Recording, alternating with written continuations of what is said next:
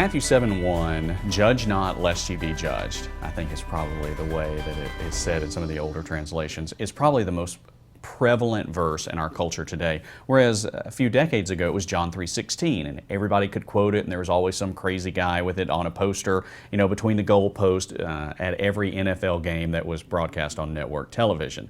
But not anymore.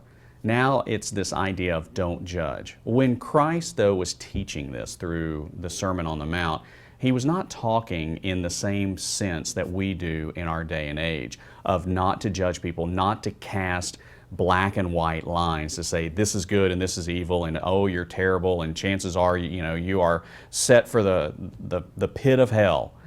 But rather he was asking, he was directing us to have discernment about life. He was showing us that it is a necessity for people to look into their own lives and not think that somehow that's the standard by which everybody else lives. But rather, we need to look into the life of God. We don't judge based on personal opinion. We look at the life of God, we look at His law, and then we make determines about all of life, not just about individuals. The whole idea of judge not lest ye be judged is cast around in our modern culture as if everything is equal. We all live on an equal moral playing field.